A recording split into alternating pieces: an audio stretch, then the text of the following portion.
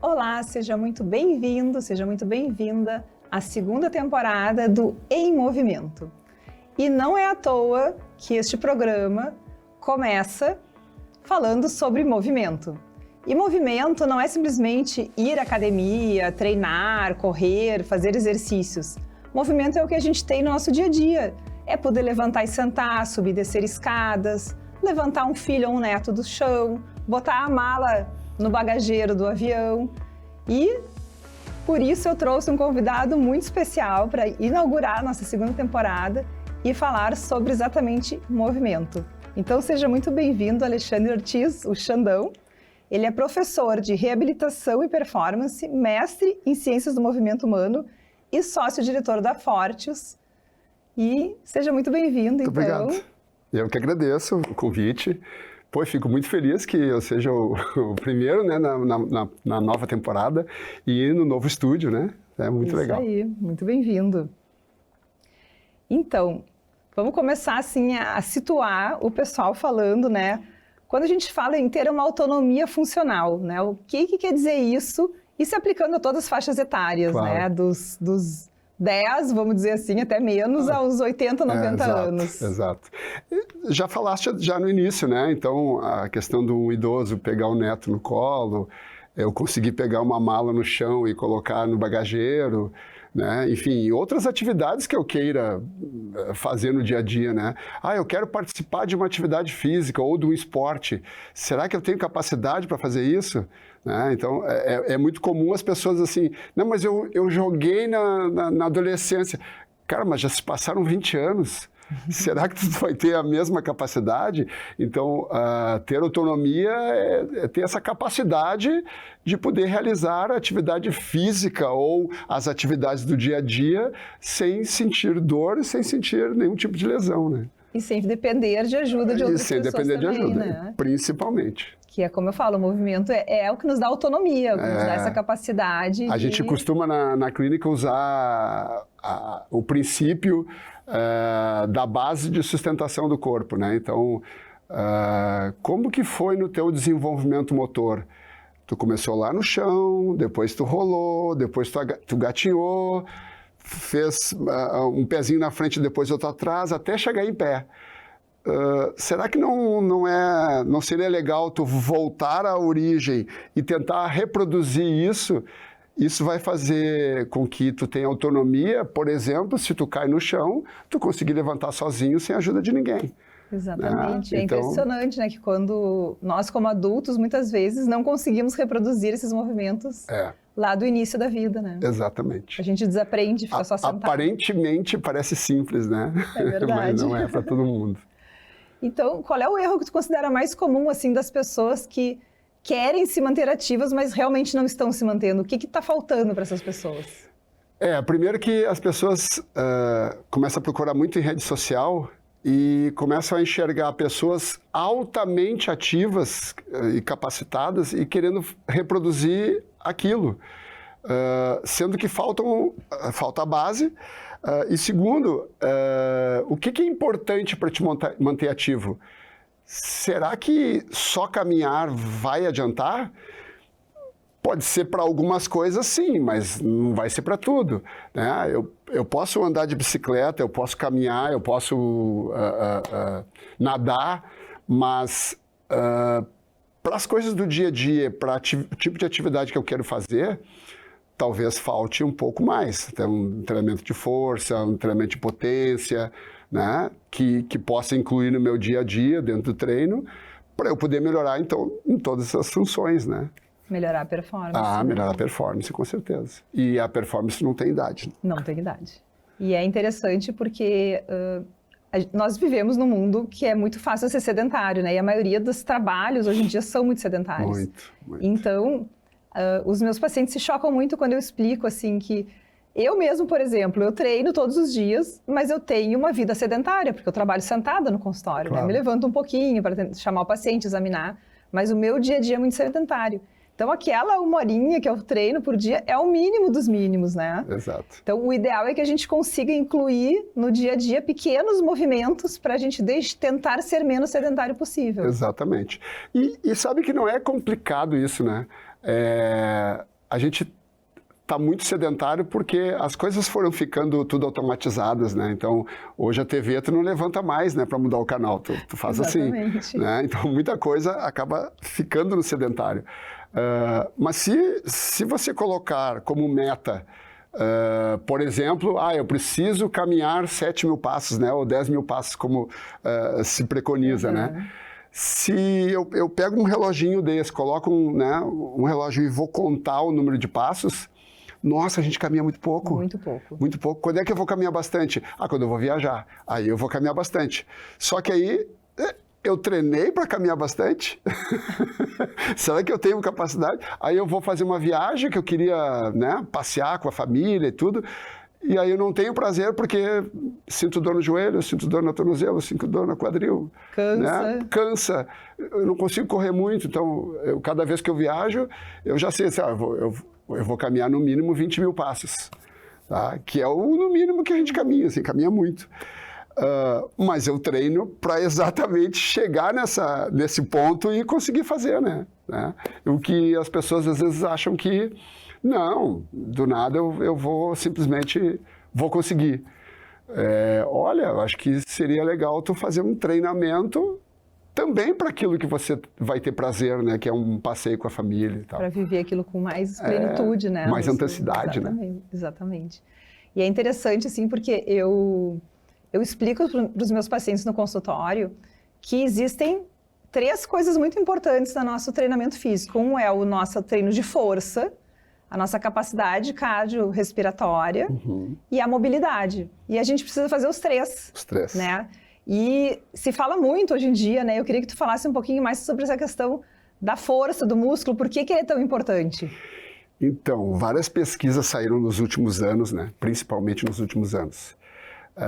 Uma delas fez uma conexão entre quantidade de músculos, tá, e problemas cognitivos. Tá? Então, já se sabe que tem o músculo-cérebro, né? Ele está intimamente conectado. Tanto que uma avaliação que fizeram pós-Covid, perceberam que pessoas com maior quantidade de músculos ficavam menos tempo no hospital. Tá? Então, não é a quantidade de tamanho muscular, não é isso. É a pessoa forte, saudável, né? Que tenha uma musculatura condizente com aquilo que ele gosta de fazer.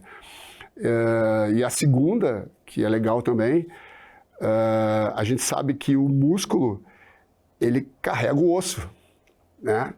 E as pessoas acham que não vai acontecer nada durante o percorrer da vida. Só que algumas pesquisas olharam para a quantidade de músculos que a pessoa perde ao longo da vida. A partir dos 40 anos, a gente perde entre 0,5% até 1% ao ano.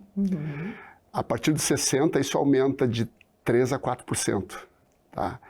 Só que dentro deste patamar aqui de 3% a 4%, eu perco muito mais fibras de contração rápida do que fibras de contração lenta. Tanto que as pessoas vão envelhecendo e vão ficando devagar, né? Vão ficando lentinho, caminham lento e tal. Porque vai perdendo aquela fibra de contração rápida. E isso é necessário porque, por exemplo, eu tropeço, eu tenho que ter velocidade de colocar um pé na frente e não cair, tá? Então, eu tenho que treinar força, potência, que trabalha a força com velocidade, né? E pensar que eu estou melhorando a minha condição óssea, porque se eu tenho músculo, eu tenho um osso forte. Exatamente. Se eu vou perdendo a questão muscular, eu vou ficando com osteopenia e daqui a pouco com osteoporose. Exatamente. Porque o osso não produziu força. Precisou daquele estímulo. Né? Então ele precisa de estímulo. E o estímulo para o osso é impacto. Eu tenho que ter o impacto no chão para conseguir estimular esse osso para ele se manter saudável e estimular o músculo para se manter saudável. Então, quer dizer, olha só, eu tenho cérebro, eu tenho músculo, eu tenho questão de saúde, né? Porque eu estou diminuindo o número de pessoas que poderiam baixar para um hospital, né? Então tem um monte de coisas acontecendo, tudo baseado no músculo, né? Então, sim, é muito importante. Exatamente isso. Isso eu falo para os meus pacientes, então quem for meu paciente vai se reconhecer nessa fala. E eu falo que o músculo, ele não é só um músculo, né? Ele é um órgão que produz uma série, inclusive, ele produz substâncias anti-inflamatórias, né? Sim. E no meu caso, das doenças reumáticas, onde existe muita inflamação, é extremamente importante que o músculo, né? Que não, as pessoas imaginam que eu não quero ficar musculosa. Não é ficar musculosa, é ter uma composição corporal coerente, de mais músculo e menos gordura, que isso vai te dar menos inflamação, menos alterações cognitivas, né? Menos risco de complicações quando a gente tem alguma doença mais grave, né? Porque daí a gente já perde aquela reserva, se tiver uma reserva maior, obviamente vai Fizeram até uma pesquisa melhor, no Canadá com pessoas acima de 60 anos. E eles pegaram uma população gigante, assim, né? E perceberam que as pessoas que tinham maior quantidade de músculo porque treinavam mais, tiveram uma longevidade maior. Exatamente. Tá? Então, olha, tem essa associação muito bem já delimitada, né? Estabelecida. Exatamente. Então, como o Xandão falou antes, só caminhar não adianta, porque caminhar não faz a gente ganhar músculo. É ótimo, melhora o nosso condicionamento cardiovascular, nossa VO2, que também é importante para a longevidade. Também é bom. Mas sem músculo a gente não vai a lugar nenhum, literalmente, né? Literalmente não vai. Literalmente. E eu queria que tu falasse um pouquinho sobre o teu trabalho, né, lá na Fortius, com toda a tua formação, como é que vocês fazem essa avaliação, essa programação aí para o paciente conseguir, em qualquer etapa que ele se encontra, ganhar essa autonomia, essa longevidade? Bom, o legal na Fortius é que a gente trabalha em conjunto, né? Então tem fisioterapeuta, né, tem quiroprata, tem o professor de educação física. Então, muitas vezes, alguém faz a avaliação e vai enviar para outro profissional, caso necessário. E muitas vezes até para o médico, se for necessário. É muito comum o aluno, às vezes, chegar e eu observar ele vindo na minha direção e eu acho que não está bom hoje. Aí eu começo a fazer questionamentos. Se eu achar que naquele dia ele não deva treinar e deva fazer uma fisioterapia, uma massagem, ou sei lá, o que for, eu vou encaminhar. Tá? E eu acho que é importante o profissional entender isso, que hoje não é o dia dele treinar e ponto final. Tá? E tá tudo bem. Não tem problema nenhum de ter um dia de descanso, né? Tá? Às vezes as pessoas encaminham lá para fazer uma acupuntura. E aí eu digo para o fisioterapeuta, apaga a pessoa porque ela precisa relaxar, ela precisa desligar, porque ela está no 220 ali ligado. Então, é importante o tipo de avaliação que eu vou fazer para identificar causas da dor, né? Então, a dor é o final do problema, né? Eu tenho que descobrir onde que iniciou.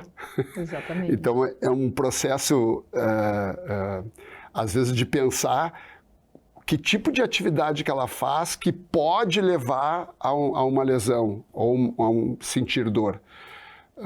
E eu fazer todas as avaliações e analisar em que ponto eu devo entrar. Ele precisa de fisioterapia, ele precisa de atividade física, ele precisa, sei lá, de uma palmilha, porque às vezes as pessoas chegam lá, eu tenho uma dor no quadril, e aí tu vai avaliar e tem uma perna menor que a outra.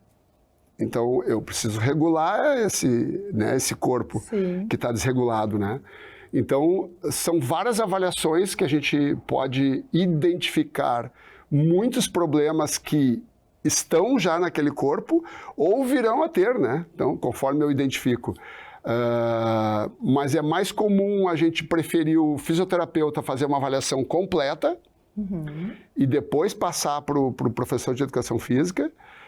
Mas, às vezes, as pessoas chegam lá, não, eu quero fazer aula com o Xandão. Aí eu disse, tá, mas como é que tu tá? Aí eu tenho que fazer todo o questionamento, que tipo de lesão tu teve, qual é o teu histórico, né? Porque a gente sabe que para a pessoa ter uma lesão, basta ela já ter tido. Sim. A probabilidade é muito maior de vir a ter, né? Então, eu consigo fazer também a avaliação para depois colocar no treino. Mas é necessário eu antes saber como é que o passado dessa pessoa, né? Sim, Qual sim. foi o histórico todo dela, não só de atividade física que ela faz ou não faz, né?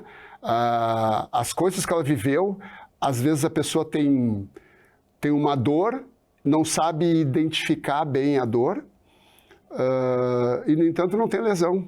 Sim. E aí opa... Algumas são disfunções. Né? Exatamente. Então, é muita coisa que a gente pode abordar e a gente precisa de todos os profissionais, né? Para poder fazer um diagnóstico abrangente, né? Isso é muito importante. E sempre que eu pego um paciente que tem alguma doença reumática e que está, ou até já está treinando, ou não está, mas sente muita dor, eu sempre avalio o que está acontecendo, encaminho sempre para um fisioterapeuta fazer essa avaliação funcional e enfim, eu falo, né, de se está tudo dentro do esquadro ou não, né? Sim. Muitas vezes a gente já vê na hora ali da consulta, para que a pessoa tenha um treino eficiente, porque senão ela vai acabar forçando um lado mais do que outro, né, aumentando as disfunções que ela já tem, né? Quando a gente faz a avaliação, a gente está identificando disfunção, né?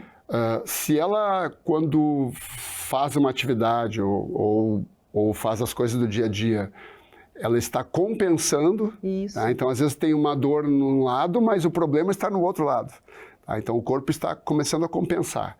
E a compensação, a probabilidade de ter uma lesão, de vir a ter uma lesão, é muito maior. Exatamente.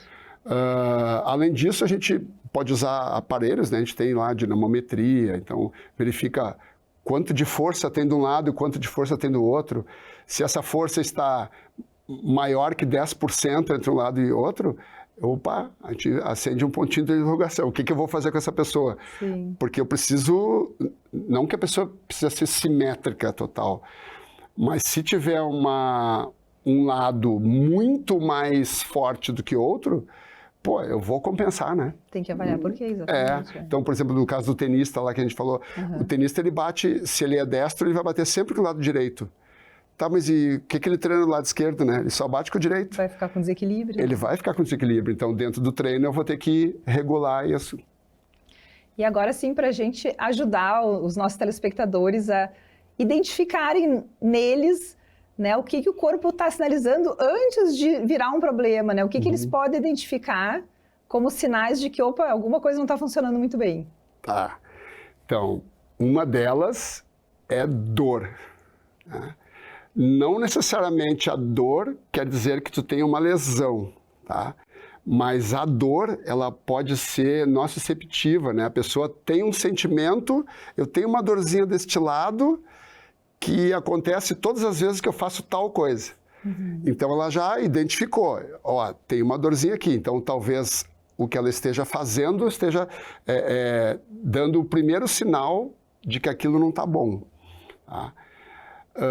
E muitas vezes a pessoa, ao sentir dor, diminui as atividades, tá? E talvez não seja esse o caminho. Eu deveria continuar fazendo atividade, mesmo que eu sinta dor, tá? Porque muitas vezes eu fazendo atividade, eu diminuo a dor. Então, fica difícil de identificar em que ponto eu deveria mudar. Eu tenho que mudar, talvez fazer uma avaliação completa, né? Identificar o problema e talvez mudar o que eu esteja fazendo, mas não parar de fazer. Né? Então, se você está sentindo dor em qualquer parte do corpo, tente identificar pensando, né, nas coisas que você faz no dia a dia. Procure um profissional que possa te ajudar no primeiro momento. E procure também uma atividade que talvez não te estresse tanto no fazer, no final do movimento tá com um pouco de lesão. É preferível, então, tu mudar a atividade, procurar algo que seja benéfico para ti, que tu se sinta prazer. Né? Exatamente. Mas sempre lembrando que a gente tem que fazer o estímulo certo. Então, às vezes, a pessoa gosta de fazer um treino de alguma coisa e está se lesionando mais. Exato. E é importante preparar o corpo. Mesmo que não goste de treinar força, eu sempre falo, não é uma questão de gostar. É uma questão que todo mundo tem que fazer. Aí tem que encontrar um treinador que vai te ajudar, um lugar que tu te sinta bem, mas não tem como não fazer treino de força. Isso é uma coisa que é mandatório para todo mundo. É né? mandatório, exatamente. E eu escuto muito de pacientes que sofrem de artrite, né, que já acham que eles não poderiam treinar. Eu falo, vocês mais ainda precisam, porque a doença em si, os remédios muitas vezes que se usam aumentam essa perda, aceleram essa perda. Então, é uma necessidade ainda maior. Né? Maior, porque aí aquele músculo vai perdendo força, né? Vai perdendo, exatamente. E ela vai sentindo dor, não por causa, talvez, do problema, né? E sim porque o músculo está ficando fraco exatamente. também. Então, eu falo muitas vezes, faz uma lesão, por exemplo, uma tendinite, porque aquele movimento que tu faz, por mais simples que seja no teu dia a dia, está sendo demais para a musculatura que tu tem. Exato. Então, às vezes, e aí entra também um assunto que eu queria trazer, que muita gente associa isso, eu não quero ficar sarado, não quero ter um corpo, mas não é essa a questão, né? Não. Então, qual é a diferença aí de um treino entre ficar sarado e ter autonomia de movimento? Sim, o treino de força, existe um estereótipo, né? Do treino de força é aquela pessoa bombada. Que são poucas pessoas que vão estar assim. Tá? Primeiro porque geralmente estão bombados mesmo. E muitas vezes botaram a bombinha lá, né? Então, as pessoas olham para aquele corpo e olham assim, eu vou pegar esse peso e vou ficar bombado. Meu filho, a pessoa já levou 10 anos treinando para ficar assim, então acho que tu vai pegar um pezinho e vai ficar bombado? Não, é muito tempo de treino para tu perceber o aumento do volume muscular. Não é tão fácil Não assim. é tão fácil assim. Olha, é bem difícil. E ainda tem a questão genética, né? Isso. Se eu tenho uma genética que vai me manter magro, pode botar carga aí que tu vai ficar forte. Mas não vai crescer. Isso serve para nós mulheres, né? A gente serve. não consegue ter músculo de homem, não tem jeito. Não tem jeito. E claro que treinando, parece assim... Mas eu vou ficar bombada, não é questão de ficar bombada, mas a musculatura vai ficar mais firme, vai aparecer o volume muscular, se diminuir gordura, vai aparecer mais volume ainda, né? Então, às vezes, que a gente fala do six-pack aqui, né? Os gominhos do abdominal. Claro, acima do gominho do abdominal tem uma camada de gordura e a pele. Se tu conseguir eliminar toda essa camada de gordura, não precisa nem treinar muito, vai aparecer o six-pack, porque o desenho do músculo é assim, né? Exatamente. Então, as pessoas acham que não precisa se alimentar bem, então eu tenho que me alimentar bem para conseguir me manter magro, para conseguir fazer a atividade. Eu fazendo uma atividade bem feita, usando o treinamento de força, vai aparecer um volume muscular? Vai. E é meio que a condição sine qua non, vai aparecer. Não interessa qual a idade. Às vezes até o idoso acha que, não, eu nunca vou ficar musculoso porque está caindo tudo, né? Mas às vezes com ele aparece muito mais rápido do que com uma pessoa mais jovem. Tem menos gordura. Né? Porque tem menos gordura. Então, tudo faz parte de um pacote, né? Eu tenho que melhorar a questão muscular, eu tenho que conseguir melhorar o meu VO2 também para a longevidade. Eu tenho que me alimentar bem. E aí eu tenho que descansar. E aí eu tenho que dormir bem. E eu tenho que ter o descanso para conseguir me recuperar e fazer outra atividade no outro dia. E assim por diante. Exatamente. Né? E esses são os pilares que eu sempre falo também, né? Os pilares da saúde. Que não é só o medicamento certo, né? Para quem tem alguma doença reumática, autoimune ou alguma outra doença. Mas também tem esses outros pilares que são do estilo de vida, né? O exercício, o controle do estresse, um sono reparador e uma alimentação adequada. Senão, não adianta só tomar remédio e ficar sentado no sofá. Não vai resolver, né? Infelizmente, não existe remédio que faça assim. Pílula mágica, né? Seria bom, mas ainda não inventaram. E não vai inventar, porque o corpo humano precisa de tudo isso, né? Precisa. E eu vi também que tu trabalhas com mentoria, né? E eu achei interessante, porque eu também trabalho nessa área e é uma coisa que eu senti essa necessidade, porque a gente vê muitos profissionais extremamente competentes, né, cientificamente competentes, mas que às vezes não conseguem mostrar, né, ou fazer as pessoas acreditarem no seu trabalho. E eu não sei se foi isso que te motivou a trabalhar com isso, o que te levou a essa área. Eu acho que mais por encontrar colegas, né, profissionais da área, que às vezes chegavam no muro, né, batiam no muro e diziam, eu não consigo passar daqui. Exatamente. Né? Aí tu assim, mas o que é que está acontecendo que tu não consegue passar? Será que tu está estudando corretamente? Será que tu está indo para o lado certo? Então, tem gente, às vezes, por exemplo, um profissional que treine somente com idoso. Pô, os cursos que ele deveria fazer deveria ser na área de idoso. E muitas vezes ele está fazendo um curso lá de treinamento de levantamento olímpico, e aí mas o que isso vai reverter pro público que tu trabalha, né? Então, talvez aí esteja a parede, né? As pessoas às vezes não sabem muito o que buscar. Aí eles vão vão assim, em vez de fazer uma linha, né? Exatamente. Então, o que a gente ajuda é traçar uma linha, um norte, né? Para a pessoa poder buscar o seu público correto e talvez encontrar uma facilidade de resolver o problema daquela pessoa, que é o que todo profissional gostaria, né? E esse é o papel do mentor, né? A gente já fez o caminho, né? Já andou por linhas tortas, então a gente tem a visão de mostrar o caminho. Isso Exatamente. É muito interessante, né? Muito interessante mesmo.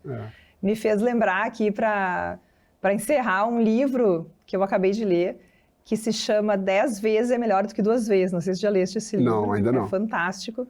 E ele fala isso, exatamente. A gente deve eliminar os 80% que constroem só 20%, que é como tu falasse, né? E a gente deve manter o foco nos 20% que vai nos dar os 80% de resultado. Então, focar no que a gente quer, exatamente onde a gente quer chegar, qual é o nosso objetivo, né? Que tipo de paciente quer tratar, que tipo de pessoa que é o teu público que tu vai atingir e construir, então, o foco total naquilo, né? E não ficar desviando. Exatamente. Até mesmo no treino, se a pessoa vem 2 ou 3 vezes para treinar com um profissional, eu tenho que pensar que 80% do tempo que a pessoa fica ali tem que ser bem feito. Bem feito. Então, eu não posso me dar o luxo de fazer determinadas coisas que vou perder tempo. Não, eu não posso perder tempo, ela tem 1 hora só. Exatamente. Né? Vou direcionar aqui. Direcionar o treino. Então, até isso, né? Tanto o trabalho do professor de educação física, como do fisioterapeuta, como do médico, eu tenho que direcionar. Vamos lá, é isso aqui. Segue um caminho, a linha e vai em busca do resultado. Senão, vai ficar difícil, né? Então, para finalizar mais esse episódio do Em Movimento, é impossível sair daqui e não pensar que movimento, que treino é opcional, que não é. Todo mundo tem que ter isso para ter autonomia, para ter longevidade e para ter saúde. E gostaria muito de agradecer a tua presença aqui. Eu que agradeço. E agradecer também a arquiteta Amanda Krelin por esse lindo cenário com os móveis da Schuster Móveis e Design, que estão aqui abrilhantando o nosso trabalho. Até o próximo Em Movimento.